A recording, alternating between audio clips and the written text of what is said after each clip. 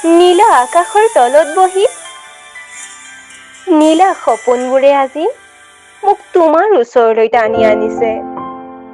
নীলা খামত সজা এই চিঠিখন কোনোবাখিনিৰ শব্দৰ বুকুত সাঁচি ৰখা শব্দবোৰ উকা কাগজখনত লিখি ৰাখিছো।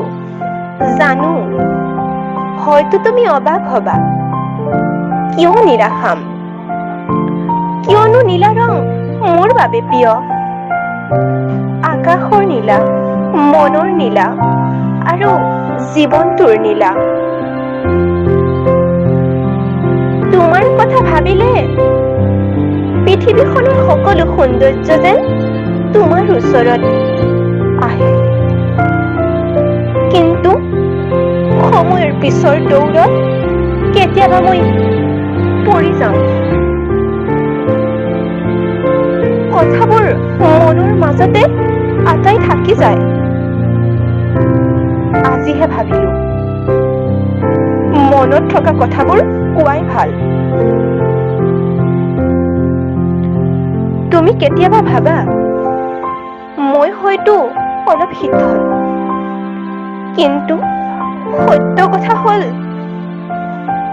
মোৰ হৃদয়ৰ উষ্ণতাৰে আমি সদায় তোমাক আগুৱাই আনিবলৈ চেষ্টা কৰো।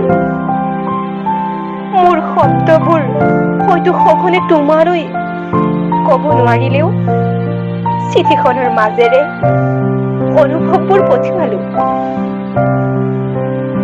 জীৱন এতিয়া যেন এক সপোনৰ গতি, কেতিয়াবা ব্যস্ততা, কেতিয়াবা শান্তি, কিন্তু মোৰ হৃদয়ত তোমাৰ বাবে এটি নীৰৱ ঠাই এটুকুৰা আছে, য'ত কেৱল তোমাৰ সাঁথৰ বাজে।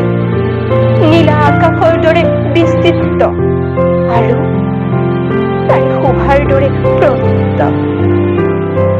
এই চিঠিখন পঢ়াৰ সময়ত তুমি হাঁহি দিবা বুলি মই জানো। তোমাৰ হাঁহিটো মোৰ বুকুৰ উৰণি, তোমাৰ সকলো অনুভৱ মোৰ জীৱনৰ সুৰ। জানিবা